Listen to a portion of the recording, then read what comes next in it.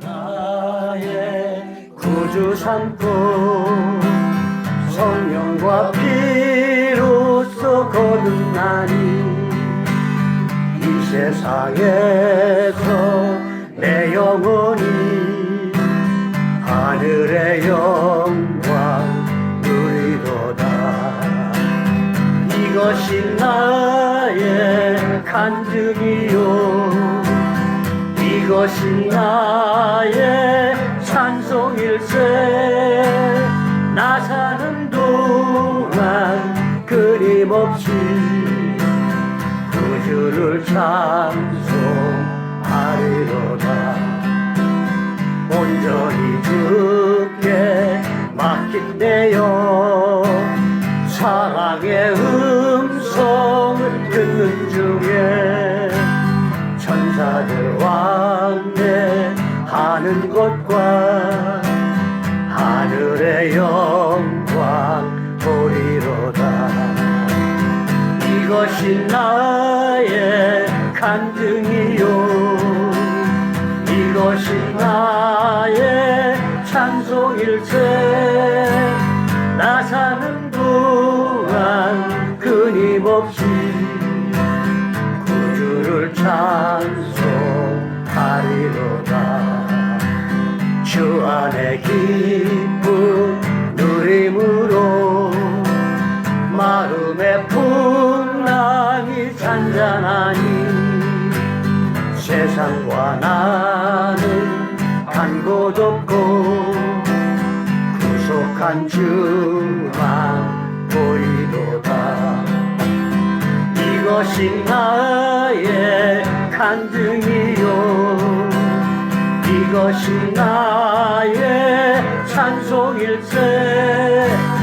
나 사는 동안 끊임없이 구주를 찬송하리로다.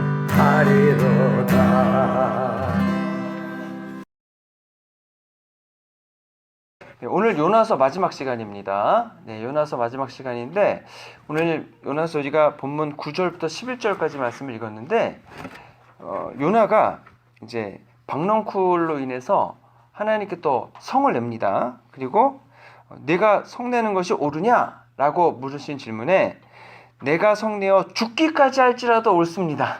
이렇게 이제 자기 주장을 굽히지 않았습니다. 그러면서 하나님이 이제 내가 니느웨에 좌우를 분별하지 못하는 12만 명의 사람들이 있는데 그 가축도 많이 있는데 어찌 아끼지 않겠느냐 이렇게 끝나는데 이 끝나고 나서 생각이 그럼 요나는 이 하나님의 말씀을 듣고서 예 주님 맞습니다. 그러니 주님께서 니느웨 성을 심판하지 않는 것이 옳습니다 라고 했을까요? 아니면 끝까지 니느웨 사람들을 심판하는 게 맞다라고 주장했을까요? 이게 답이 나오지 않아서 대단히 궁금합니다. 요나는 끝까지 나를 죽여주십시오 라고 자기 주장을 굽히지 않았을까? 아니면 하나님의 니느웨 백성을 긍휼히 여기시는 그 긍휼하심을 드디어 이해하고 받아들였을까? 이제 요나가 이제 좀 전으로 돌아가면 이제 성이 어떻게 해야 되나 보고자 초막을 하나 짓고 거기 머물렀습니다. 근데 마침 우연히 박넝쿨이 자라가지고 하루 만에 딱 자라가지고 초막을 덮었다는 겁니다. 그러니까 적어도 이제 그 햇빛으로부터 보호가 되는 겁니다. 그늘이 생긴 거죠. 근데 또 얄궂게 이제 그 벌레들이 나타나서 그걸 다 먹어버렸다는 겁니다. 그래서 더 이상 햇빛을 가려주던 그늘이 없어졌습니다. 거기다가 뜨거운 동풍이 불어와가지고 그냥 너무 뜨거워진 거죠. 그래서 보통 여러분 일사병이라고 하지 않습니까? 예, 햇빛을 많이 받으면 일사병인데 일사병이 걸리면 두통, 무기력증, 현기증, 그 다음에 식욕부진, 그 다음에 오히려 피부가 차가워진답니다. 그리고 얼굴은 창백해진다고 하는 거죠. 그리고 이게 심해지면 졸도한답니다. 그런데 이제 이 일사병도 있지만 여러분 열사병이라는 것도 있습니다. 열사병은 몸이 너무 뜨거운 상태에서 이제 신체의 열이 발산되지 않으면 생긴답니다. 그래서 몸이 고체온 상태가 되면은 중추신경이나 또는 우리 근육이나 간이나 콩팥 등 장기에 영향을 주고, 피부는 건조해져서 땀이 안 나고, 그러면 이제 어지럽고 뭐 두통이 생기고 또는 구역질 나고 그다음에 앞이 잘 안 보이고 뭐 그런 일이 생긴다고 합니다. 그래서 보통 일사병이 계속되면은 열사병으로 이제 바뀌는 거고, 그러다가 심하면은 목숨을 잃게 된다는 겁니다. 근데 제가 볼 때 요나는 지금 어떤 상황이냐면, 이제 정신이 혼미해지고 하는 거 보니까 일사병을 지나서 열사병의 상태에 들어간 게 아닌가 이렇게 싶은 겁니다. 그래가지고 기력을 잃고 그 다음에 하나님께 죽여주십시오 또 이제 죽기를 자청하는 겁니다. 이렇게 뜨거운 데서 내가 사느니 죽는 게 낫습니다. 예, 그래가지고 이 뜨거움이 그에게 고통을 안겨다 주고 있습니다.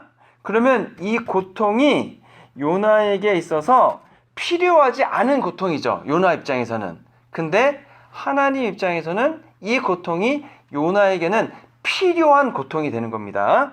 그래서 요나가 원하지 않는데 하나님이 요나한테 필요한 것을 가져다 줬습니다. 근데 요나는 그걸 원치 않아요. 예. 요나가 상황이 지금 얼마나 힘든가. 그럼 우리도 여러분, 우리는 원하지 않는데 하나님이 너에겐 이게 필요하니까 한번 경험해라, 딱 갖다 주는 게 있으시면 어떻게 하시겠습니까? 굉장히 심각해지는 일인데, 때로 정말로 이걸 원치 않은 상황인데 하나님이 이 상황을 딱 갖다 주셔서 우리로 하여금 그 상황을 견디고 지나가도록 하실 수도 있다는 겁니다.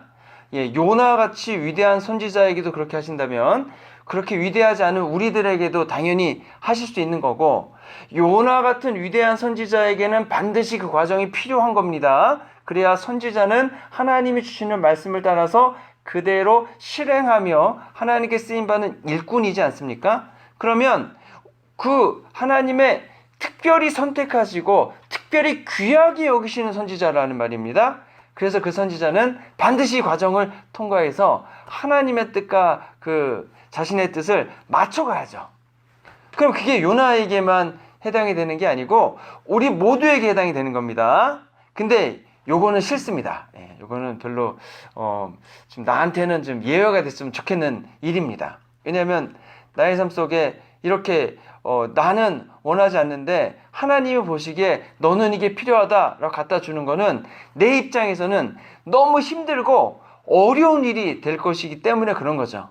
근데 영적인 면에서 보거나 하나님 나라의 중심으로 보면은 그 일이 오히려 나에게 있는 것이 무엇입니까? 내게는 복입니다. 왜냐하면 아직 변화되지 않은 나의 모습, 그리고 하나님의 뜻에 맞지 않는 그 부분들이 이 과정을 통해서 바꿔줘 가기도 하고, 때는 나를 변화시켜 나가게 됨을 통해서 하나님을 더 알게 되고 예수님을 더 닮아갈 수 있게 되기 때문에 그런 거죠. 이걸 다른 말로 하면 믿음과 신앙이 성장해 간다라고 하는 겁니다. 그래서 우리들의 삶 속에 하나님이 원하시는 것을 이제 받아들여서 우리 믿음과 신앙을 성장시켜 가야 된다는 거에서는 다들 동의를 하실 겁니다. 근데 어떠한 과정을 통해서 그 일을 해주실 것이냐라고 하는 데 있어서는 생각이 조금 다를 수 있습니다. 나는 가만히 있고 지금이 좋사오니 나는 요대로 있는 상태에서 제 믿음과 신앙만 성숙하게 해주십시오. 그러면은 너무 좋겠습니다. 라고들 우리는 생각할 수 있습니다. 근데 그런 건 없습니다. 지금 나의 상태가 하나님께서 원하시는 상태와 일치한다면 문제가 없습니다. 근데 그럴 리는 없지 않겠습니까? 예, 내가 나를 돌아봐도 제가 제 자신을 돌아봐도 그거는 뭐 있을 수 없는 일입니다. 너무나 많이 변화되지 않은 모습이 있고 너무나 많이 변해야 될 모습이 있는 거거든요. 그러면 내가 변해야 될 모습은 어떻게 변하느냐? 가만히 있다고 변해지지 않더라라고 하는 겁니다. 어떤 계기가 있고, 근데 그 계기가 대부분은 내가 이제 익숙해진 것이 있는데 그 익숙해진 것이 하나님의 기준에 맞지 않기 때문에 그 익숙함을 버려야 됩니다. 내가 정말로 중요하게 생각하는 것이 있는데 하나님 보실 때에 그건 안 중요해 라고 말씀하시면 그 중요한 것을 내려놓아야 됩니다. 그러니까 하나님이 기준이 돼서 하나님이 원하시는 일을 해나가시는데 거기에 맞지 않는 것들을 맞춰가기 위해서는 내가 가지고 있는 생각이나 기준이나 그런 것들이 틀렸음을 인정하고 주님의 것을 받아들여야 된다고 하는 거죠. 근데 요나는 지금 이해는 갑니다. 요나가 정말로 이해는 갑니다. 니느웨가 강성해지면 곧 이스라엘 나의 조국을 공격해 올 것이기 때문에 절대로 그런 일이 있으면 안 되는 겁니다. 그러면 나의 가족뿐 아니라 내가 살아가는 나라뿐 아니라 나의 자손들까지 아이들까지 그 칼날 앞에 다 죽고 다 노예로 되는 거지 않습니까? 그러니까 안 되는 거죠. 그러니까 그 상황이 요나의 상황도 이해가 충분히 됩니다. 근데 하나님의 입장에서는 하나님의 상황도 이해가 되는 겁니다. 자, 그랬을 때에 요나는 뜨거움이 필요 없습니다. 근데 하나님이 보실 때는 요나에게 이 뜨거움이 지금 그 상황 그 자리에서는 있어야 합니다. 요 이제 불균형 속에 있는 거죠. 예.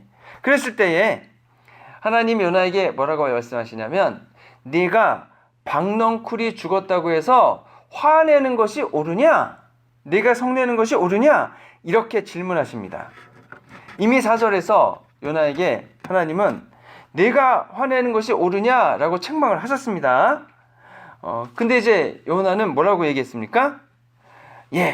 내가 성내어 죽기까지 할지라도 옳습니다. 아유, 요나도 세요. 지금 하나님 앞에서 지금 계속 지금 부딪히는데 끝까지 지금 요나가 고래 뱃속에 들어갔다 나온 다음에는 좀 변한 것 같더니만 그때 이제 얼마나 변했냐 했더니 100% 변한 게 아니었죠. 3일 길을 가서 선포해야 되는데 하루 길만 선포했으니까 3분의 1만 변했습니다. 그리고서는 다시 사장이 와서는 다시 원래로 돌아간 것 같아요. 어떻게 하나님께 내가 성내어 죽기까지 할지라도 옳습니다 이렇게 말을 하겠습니까? 왜냐하면은 바다에 빠져보기 전이라면 모를까, 물고기 뱃속에 들어갔다 나오지 않았으면 모를까, 바다에도 빠져보고 물고기 뱃속에도 들어가 보고 다 하고 나서 내가 다 했는데 그러고 나서 또 하나님께 내가 성내어 죽기까지 할지라도 내가 옳습니다 이렇게 지금 얘기하는 거거든요. 근데 옳다뿐이 아니고 다른 말로 하면 화가 나서 죽겠습니다 지금 이렇게 얘기하는 겁니다. 무슨 말이냐면 왜 하나님 니느웨에 불을 내리지 않고 심판을 내리지 않고 그들을 용서해 주십니까? 이게 화가 나는 거죠. 사실은 뭐 박넝쿨이 죽든 안 죽든 지금 뜨겁든 안 뜨겁든 사실 그거는 부차적인 거고, 저 니느웨가 망해야 우리 북이스라엘이 사는데 왜 망하지 않게 해서 우리 북이스라엘을 위기 속에 넣습니까? 하나님이 우리 이스라엘을 만드신 분 아니십니까? 라고 지금 하나님께 항의를 하고 있는 거죠. 다른 말로 하면 이 개인적인 면에서 볼 때 인간이 가지고 있는 심성 중에 하나가 다 내 마음대로 돼야 되잖아요. 다른 말로 하면 하나님 왜 내 마음대로 안 움직여 주십니까? 이렇게 얘기하는 게 됩니다. 근데 이게 좀 심각한 문제인데, 왜냐하면 여러분 누구나 다 이런 마음을 가지고 있습니다. 다 내 마음대로 돼야 되는 거. 그래서 요나서 저희가 지금 보니까 16번째 시간이거든요, 오늘이. 근데 계속해서 이 얘기가 나오는 겁니다. 왜 하나님이 내 마음대로 해주지 않으십니까? 하나님의 생각과 나의 생각이 다르다는 겁니다.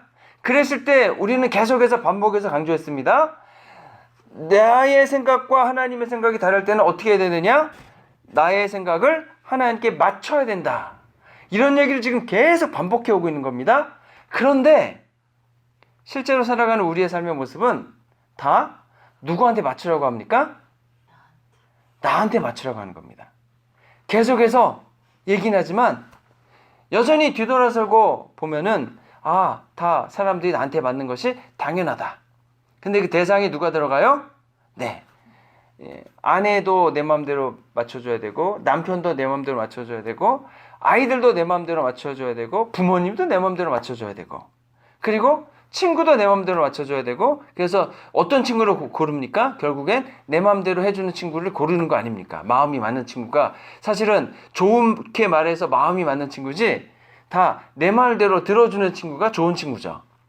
뭐 직장에서도 뭐 좋은 상사는 내 말을 들어주는 상사고, 좋은 부하 직원은 누굽니까? 내 말대로 해주는 부하 직원이고. 근데 그 대상에 사실 대통령도 내 맘대로 안 되니까 뭐 막 욕하잖아요. 근데 결국엔 하나님도 내 맘대로 해줄 때 이쁜 하나님이 되고, 내 맘대로 안 해주면은 미운 하나님이 되시는 거죠. 계속 이게 반복되는 겁니다, 지금. 사실 요나는 내 맘대로 안 해주신다고 대의 명분이 있습니다. 사랑하는 조국 북이스라엘, 하나님이 만드신 북이스라엘, 대의 명분이 얼마나 좋습니까? 하지만 결국은 내가 정한 기준이 있는데, 내가 정한 결정이 있는데 그대로 안 해주신다고 지금 하나님께 화를 내고 있는 겁니다. 그리고 뭐 지금 직접적으로는 그늘이 없어져서 지금 화를 내는 거고요. 자, 그 요나가 이제 그 항의하는 게 하나님에 대한 서운함과 원망이 배어 있습니다. 요나가 사실 집으로 돌아오지 않고 남아있는 이유가 뭐냐면, 하나님이 니느웨를 심판하는가 심판하지 않는가를 보기 위함인데, 나름대로 요나는 하나님이 자기의 기도를 들어주시고 니느웨를 심판해 주실 것이라고 기대했던 것 같습니다. 그리고 요나가 며칠 거기에 머물렀을까 생각해 보면 40일 후에 불이 내려서 심판하신다라고 했기 때문에 40일 후입니다. 그러니까 40일 동안 아마 요나가 기다리지 않았을까 싶습니다. 근데 이제 40일 동안인데 이제 하루 만에 이제 박넝쿨이 자라고 또 하루 만에 다 먹어버려가지고 40일 견디기가 지금 상황이 어렵게 되지 않았을까 싶습니다. 그래서 요나가 하나님께 화가 났는데, 하나님이 원하는 대로 해주시면 화가 풀릴 겁니다. 내 마음이 풍요로워지는 거죠. 그게 뭐냐면 내가 옳습니다 지금 라고 얘기하는 겁니다. 그럼 기준이 뭐냐 라고 했을 때, 네가 가지고 있는 기준이 맞냐?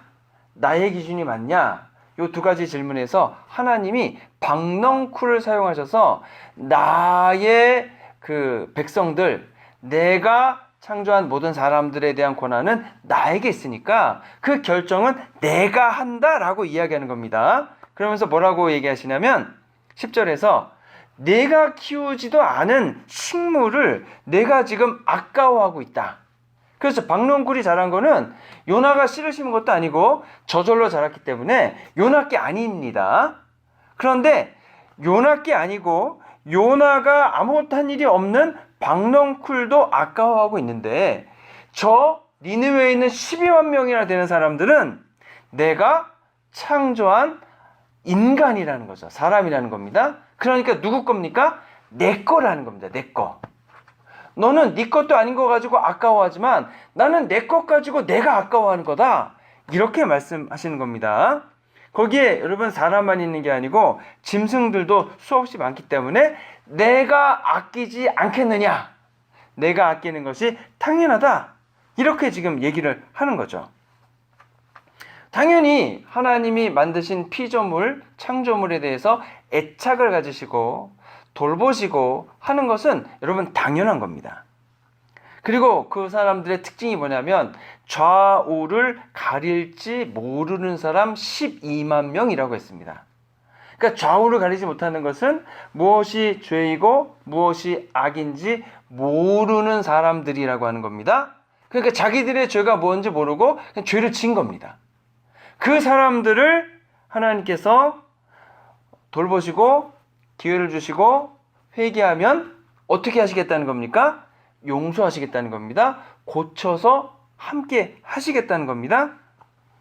물론 이 사람들이 자신들을 창조한 하나님이 누구신지 모르고 우상들을 여지껏 섬겨온 겁니다. 그리고 아시리아라는 나라가 굉장히 잔혹한 나라이고 전쟁 국가입니다. 그러니까 여지껏 하나님이 원하시는 자비와 사랑을 베풀지 않고 피정복민들을 취하고 학대에만 살아온 겁니다.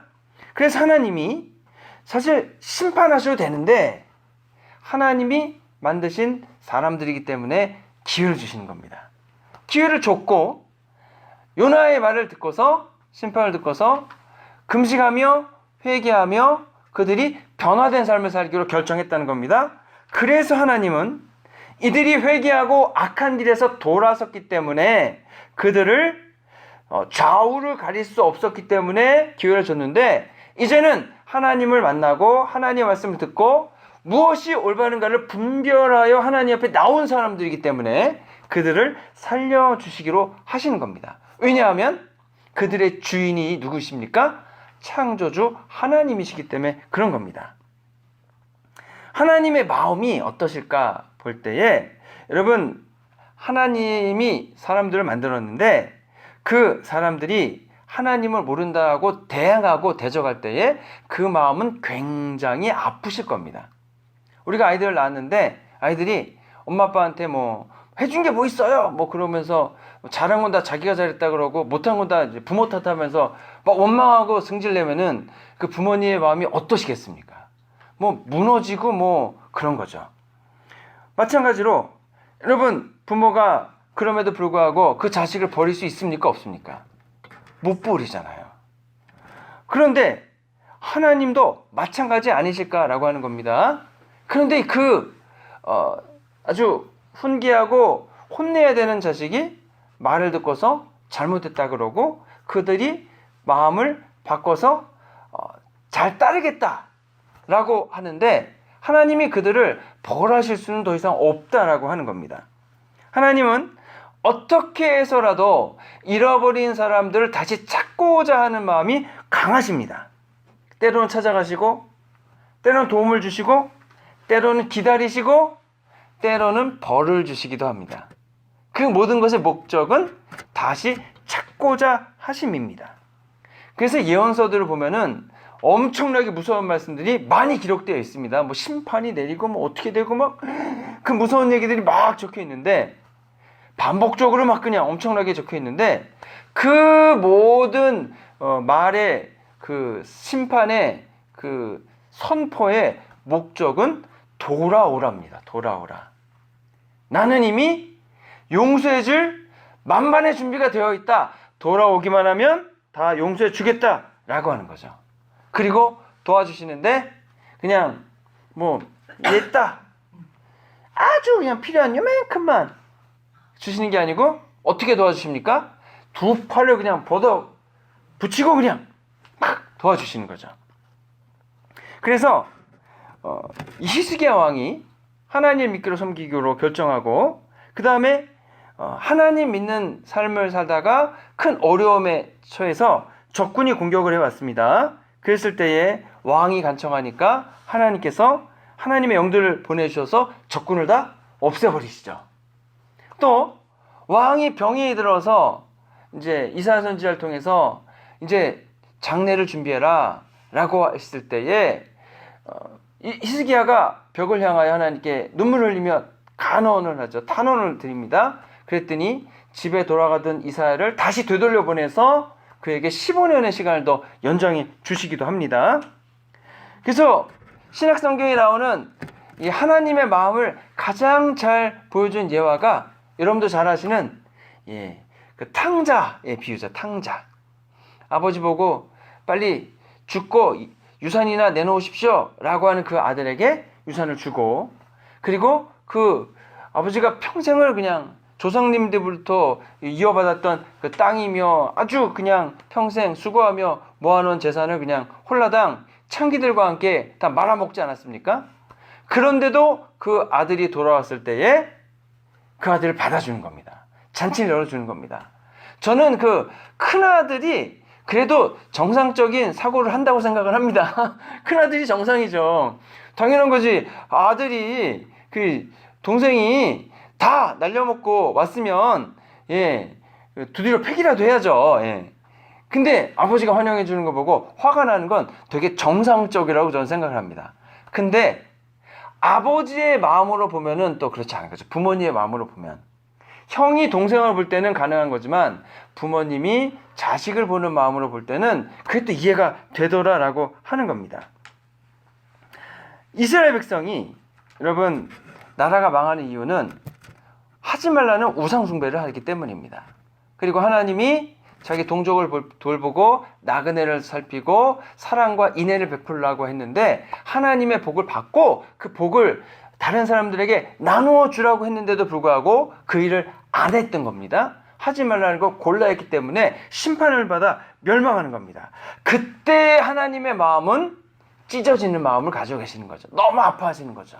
우리 아이들이 올바른 삶을 살지 않고 허랑방탕한 삶을 살고 하지 말라는 나쁜 일만 골라 할 때 그 부모님의 마음이 얼마나 아프겠습니까? 그런 아픈 마음을 가지고 있는 겁니다. 그래서 그 자식을 위해서 심판을 하시는 겁니다. 심판. 왜 심판을 하십니까? 심판을 안 하면 그게 무슨 말입니까? 내가 죄짓고 잘못된 일을 하는 것도 괜찮다라는 메시지를 주는 겁니다. 그래서 기다리시다가 참으시다가 더 이상은 안 되겠다라고 하나님이 판단하실 그때에 나라가 망하는 겁니다. 심판을 주시는 겁니다. 그 메시지는 뭐냐면 그렇게 살면은 안 된다라는 것을 그 자녀들에게 분명하게 가르쳐 주는 겁니다. 이걸 가르쳐 줘야 됩니다. 사실은 하나님이 여러분 우리를 그렇다 그래서 이렇게 감시 쫙 하고 있다가 요즘은 CCTV 다 있잖아요. 방마다 설치해 놓고 나서 뭘 잘못하나 이러고 있다가 조금만 잘못하면 그냥 득달같이 달려들어가지고 막 혼내는 그런 분이 아니시지 않습니까? 하나님은 저번에도 말씀드렸지만 오래 참으시고 오래 기다리시고 오래 우리를 바라보고 계시다가 여러분 이사야 선지자, 예레미야 선지자, 에스겔 선지자 여러 선지자들을 계속 보내셔서 뭐가 잘못인지 알려주시고 죄짓기를 끊으라 라고 말씀하시고 하나님 말씀대로 살아갈 것을 이야기하시고 정말로 긴 기간 동안 돌아오기를 기다리고 계시다가 어쩔 수 없이 하나님께서 이제 채찍을 마지막에 드시는 겁니다. 그럼 왜 그렇게 오래 기다리시는가? 우리는 이걸 이해할 수 없습니다. 왜냐하면 우리는 그러한 기다림이 없기 때문이죠. 물론 가장 비슷한 게 계속 말씀드리지만 부모님이 자녀를 기다리는 것과 같은 기다림으로 설명할 수는 있지만 그걸로 다 되질 않습니다. 왜냐하면 우리는 내가 낳은 자식만 그렇게 하잖아요. 거기에는 남편도 들어가지 않고 거기에는 뭐 다른 친구도 들어가지 않고 자식한테만 그렇게 하지. 그런데 하나님께서는 모든 사람들을 동일하게 그렇게 바라보고 그렇게 대해 주신다고 하는 겁니다. 너무나도 사랑해 주시는데 우리는 그 사랑을 다 모릅니다. 그래서 하나님의 마음을 이해를 못하는 거죠.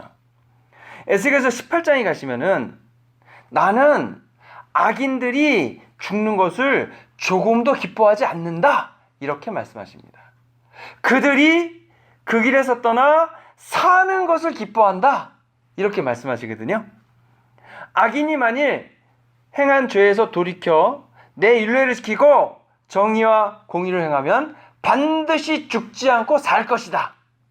그 말은 용서해 주신다는 말입니다. 그 범죄한 것이 하나도 기억담이 없고 그 행한 공의로 살리라. 근데요, 그 다음에 뭐라고 적혀 있냐면 반대로 의인이 공의에서 떠나 범죄하면 그가 한 공의로운 일들은 기억되지 않을 것이다. 그가 지은 죄로 인해 죽을 것이다. 이렇게 얘기합니다. 사람들은 주의 길이 공평하지 않다고 말하지만 너희 길이 공평하지 않은 것이다. 공평한지 공평하지 않은지는 누가 정하냐면 하나님인 창조주인 내가 정한다. 이렇게 얘기하는 겁니다. 근데 사람들은 뭐 아니라고 내 기준대로 하라고 하지만 최후의 심판은 누가 하십니까? 하나님이 하시기 때문에 하나님의 모든 기준이 있는 것은 맞다는 거죠. 여러분, 내가 아무리 내 기준이 맞고 내 마음대로 해줘야 되고 안 해준다고 화를 아무리 내도 항의해도 여러분 하나님의 바뀌지 않는 부분이 있어요. 어떤 부분이 안 바뀌냐면 하나님의 사랑과 하나님의 공의로우심과 자비로우심은 바뀌질 않아요. 하나님은 사랑이시기 때문에 그런 거죠. 하나님이 인간을 포함해서 모든 피조물, 창조하신 피조물을 아끼는 것을 아무도 막을 수 없습니다. 하나님이 그런 분이시기 때문에 그런 거죠. 그리고 하나님이 그런 분이기 때문에 지금 그 자비로우신가 사랑이 나를 향해도 흐르기 때문에 나에게도 기회가 되는 겁니다. 그래서 하나님 믿고 살게 된다고 하는 거죠. 우리는 여러분 내가 원하는 일만 해주고 내가 좋아하는 사람만 사랑하고 그리고 내가 하고 싶은 일만 해야 됩니다. 그런데 사실 대부분 이렇게 살죠. 예. 들어보면은 이제 어떻게 예수님 믿으셨습니까? 들어보면은 이제 많은 분들이 예전에는 어땠나 보면은 뭐 남편 때문에 못하는 것이 이런 게 있었습니다. 뭐 교회도 못 가고 뭐 헌금도 못 하고 뭐 그다음에 예배도 못 가고 뭐 만나지도 못하고 또 아유 나는 우리 아내 때문에 뭐 이것도 못하고 저것도 못하고 또 어떤 분 자녀분들은 부모님이 이러셔가지고 난 이것도 못하고 저것도 못하고 그걸 거꾸로 놓고 보면은 그분들은 다 내가 원하는 대로만 해야 된다 이렇게 말씀을 하고 있는 거죠. 그런데 여러분 우리가 하나님이 나에게 베풀어 주시는 은혜가 왜 그렇게 중요하냐면 여러분 하나님이 나를 그렇게 은혜를 베풀지 않으셨다면 저희들은 벌써 죄 때문에 죄값을 치르느라 죽어도 골백 번은 더 죽었겠죠. 예. 하나님께서 그나마 이제 지금은 심판을 유보하고 계셔서 저희가 사는 겁니다. 예전에 죄를 지었을 때는 어떻게 하셨습니까? 그냥 노아 홍수 때 노아 가족 빼고 다 그냥 전멸. 그러니까 모두 다 사형. 그러셨잖아요. 지금은 안 그러신다는 거죠. 하나님의 심판이 지금 그렇게 또 임한다면 이 지구상에 살아남을 사람은 한 명도 없을 겁니다. 하나님이 요나를 보내서 좌우를 분별하지 못하는 12만 명의 니느웨 성 사람들을 구원하기 원하셨다면 하나님이 그 아들 예수 그리스도를 보내주셔서 좌우를 분별하지 못하는 세상 모든 사람들을 살리려고 하시는 겁니다. 그래서 예수님이 좌우를 가릴지 모르는 사람과 똑같은 말씀을 하시죠. 저들이 어떤 죄를 짓고 있는지 지금 알지 못합니다. 똑같은 말씀을 하시는 겁니다. 그래서 아직 기회를 주고 계신 겁니다. 그것을 책망하지 않으시는 겁니다. 다시 기회를 주시고 다시 분별할 수 있게 하시고 그리고 예수님을 믿고 구원을 받으라 라고 하는 겁니다. 이 하나님의 사랑에 여러분 영원히 계속될 것이라고 저는 믿습니다. 믿는다기보단 기대합니다. 그런데 영원히 있지는 않는다는 걸 여러분도 알고 계십니다. 왜냐하면 요한계시록에 분명히 마지막 심판이 있을 것이라고 이야기하기 때문에 그렇습니다. 하나님이 세상을 창조하시고 그 인간을 아끼시는 것은 하나님 마음입니다. 뭐 하나님 그렇게 하신다니까 마음입니다. 심지어 믿지 않는 사람들, 악행을 행하는 사람들, 그리고 하나님을 멀리 떠나 있는 사람들도 한 가지 전제 조건입니다. 하나님께로 되돌아오기만 하면 하나님은 언제나 그들을 기다리고 계시다가 다시금 받아주실 준비가 되어 계시다. 이게 얼마나 좋은 말씀이냐면 요즘 듣다 보면은 이제 가족 관계에 대해서 알다 보면은 이게 제가 지난주에 어떤 교회 권사님 이렇게 인터뷰하는 자리에 갔었는데 이제 거기서 이제 보다가 보니까 자녀분이 세례를 안 받은 분들이 이제 거기 이제 세례 유무가 표시되어 있는데 자녀들이 이제 아직 교회를 안 나갑니다. 자녀들이 아직 이제 예전엔 어렸을 땐 따라 나가더니 머리 크더니 안 나갑니다. 그런 분들이 꽤 되시더라고요. 그걸 보면서 무슨 생각이 드냐면 야 다행이다. 하나님이 지금 바로 심판하셨으면 그 아이들에게 기회가 없는 거지 않습니까? 근데 아직 기다리고 계시고 그 아이들이 이제 마음을 돌이켜 하나님께 나오기만 하면 그 아이들도 다 구원을 받고 하나님의 품에 있게 될 거잖아요. 그러니까 이 하나님의 기다리심과 사랑해 주심이 인자하심이 얼마나 다행인가라고 안도의 이제 마음을 또 갖게 되더라라고 하는 겁니다. 우리가 여러분 하나님의 마음을 알아야 됩니다. 하나님의 그 크신 사랑을 깨달아야 됩니다. 근데 우리는 그 하나님의 사랑의 크기와 깊이와 넓이와 높이를 모릅니다. 그래서 다른 사람들을 사랑하지 못할 뿐 아니라 다른 사람을 용서할 수도 없고 다른 사람을 절대로 이해하고자 하지 않습니다. 그들을 그러니까 용납할 수도 없죠. 그런데 내가 하나님 앞에 나가서 예수 그리스도를 통해 죄의 용서함을 받는 겁니다. 하나님이 나를 받아주시는 거죠. 하나님이 나의 어떤 면을 이해하고 계시는 겁니까? 좌우를 분간하지 못했던, 지은 죄가 무엇인지도 알지 못하고 죄를 지었던 그때의 나를 아시는 거고, 그리고 나의 상황을 아시니까 기다려주시고 십자가에서 대신 죽으심을 통해 나의 죄값을 치러주시는 거고 기다리시는 겁니다. 비로소 내가 깨닫고 주님 앞에 나왔을 때 나를 용서해 주시는 것이고, 그리고 비로소 용서함 받은 다음에 보니까 나를 향한 하나님의 그 크신 사랑이 있는데 그 중에 내가 깨닫는 그 일부분의 사랑을 알게 되더라라고 하는 겁니다. 그러면 우리가 죄 용서함 받고 하나님의 사랑을 받은 만큼 사실은 다른 사람들을 용서해 줄 수 있습니다. 내가 하나님의 사랑을 받은 그만큼 다른 사람을 사랑할 수 있게 됩니다. 다른 사람을 용서해주고 사랑할 수 있는 핵심은요, 내가 다른 사람을 구원받았으니까 용서해야지, 사랑해야지 라고 한다고 해서 되지를 않습니다.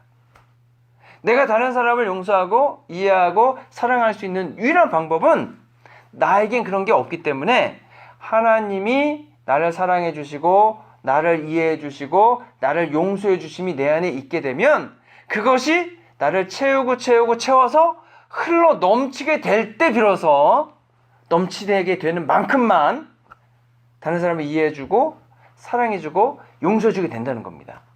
다른 사람을 사랑하려고 이해하려고 용서하려고 애쓰는 게 아니고요. 물론 그래야 되겠지만 그렇게 하기 위해서는 하나님께 더 가까이 나가서 하나님의 사랑을 받고 하나님의 용서하심을 받고 하나님의 이해하심을 내가 받는 겁니다. 내가 받으면 언젠가 그게 흘러나가게 된다는 거죠. 하나님이 우리에게 정말로 한량 없으신 사랑을 베풀어 주시는 줄로 믿습니다. 내 죄의 크기를 깨달으면 그 사랑의 크기가 점점 커져서 정말 한량 없으심을 알게 됩니다. 그렇기 때문에 내가 용서를 받기 위해서는 여러분 내 죄가 무엇인지 알아야 됩니다. 내 죄를 먼저 깨닫게 해주시고 그 죄를 용서해 주시옵소서. 그리고 그 용서하실 만큼 다른 사람을 바라보고 나도 용서할 수 있도록 이끌어 주십시오. 그래서 여러분 내가 용서해 주겠다, 사랑하겠다라는 방향이 상대방한테 가는 게 아니고요. 역설적으로 그 방향이 하나님께로 향해야 됩니다. 하나님께.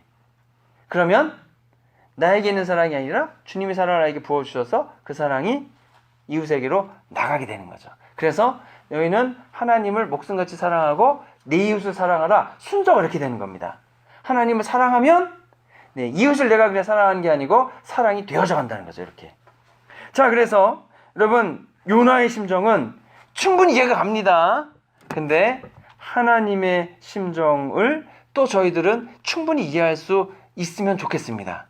그리고 요나의 심정으로 그냥 나 죽을 때까지 그러면 여러분 안 됩니다. 진짜 죽을 수 있습니다.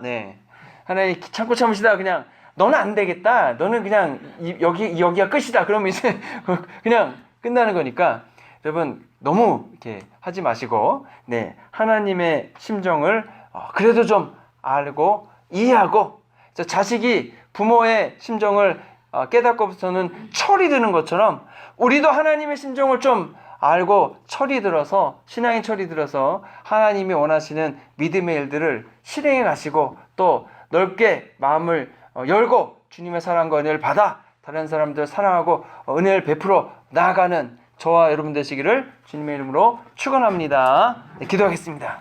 주님, 기준은 내가 아니고 하나님이십니다. 그 기준을 내가 받아들여서 그 기준을 내가 따라가야 되는 거지, 내 기준을 가지고 하나님 보고 이렇게 하시라고 하는 것은 사실 아무리 생각해도 말이 안 됩니다. 하지만 그렇게 순종하고 따라갈 수 있는 힘과 능력이 내게 없음을 이 시간 인정하고 고백하오니 하나님을 더 사랑하고 하나님을 더욱더 의지하고 하나님께 나아갈 수 있도록 저희들에게 주님의 사랑과 긍휼하심과 자비하심과 능력을 베풀어 주시옵소서. 우리를 권하신 예수 그리스도의 이름으로 기도했습니다. 아멘. 지극히 높은 주님의 나 지성소로 들어갑니다. 세상의 신을 벗고서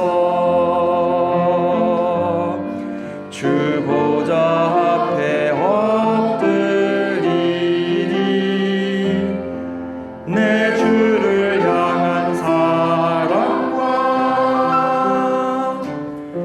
그 신뢰가 사그러져 갈 때 하늘로부터 이곳에 장막이 덮이네.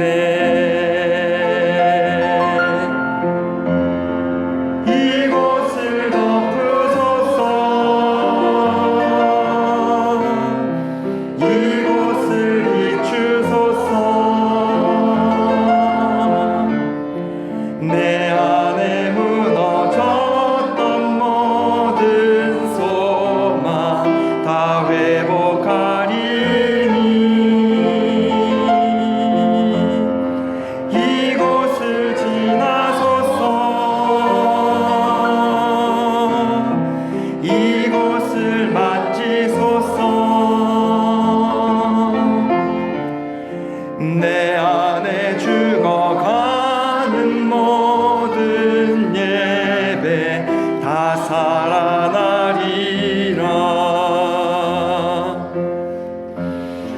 지극히 높은 주님의 나 지성소로 들어갑니다. 세상의 신을 벗고서 주 보좌 앞에 엎드리리. 내 주를 향한 사랑과 그 신뢰가 사그러져 갈 때 하늘로부터 이곳에 장막이 덮이네.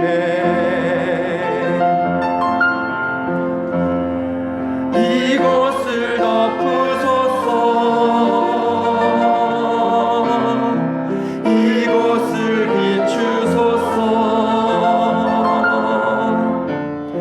내 안에 무너졌던 모든 소망 다 회복하리니. 이곳을 지나소서. 이곳을 만지소서.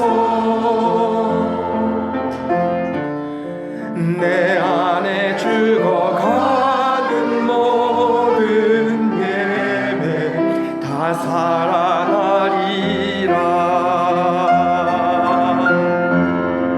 이곳을 덮으소서.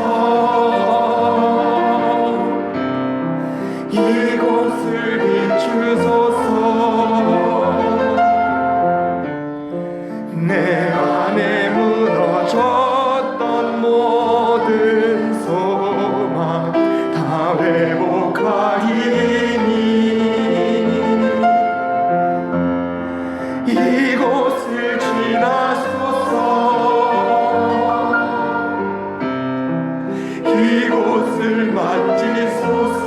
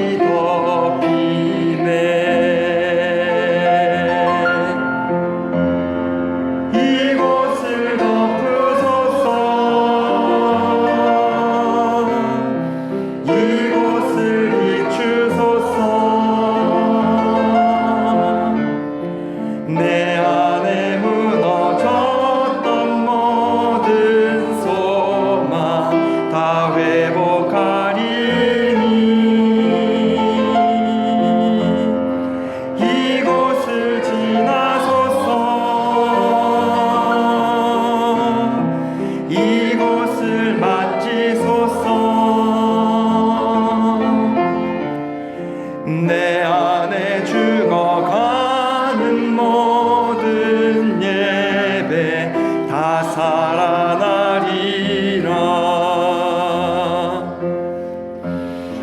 지극히 높은 주님의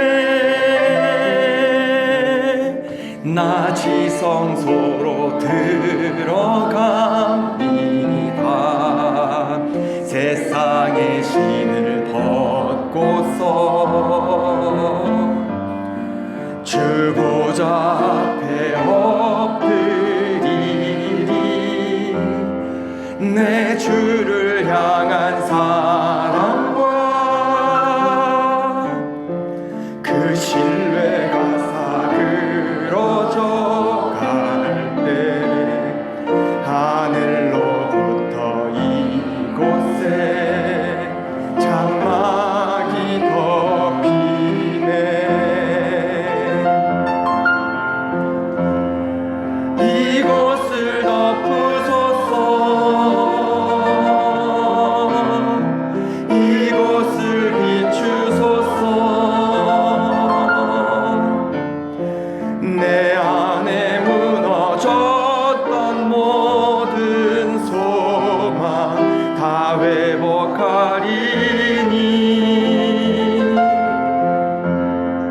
이곳을 지나소서. 이곳을 만지소서. 내 안에 죽어가는 모든 예배 다 살아나리라.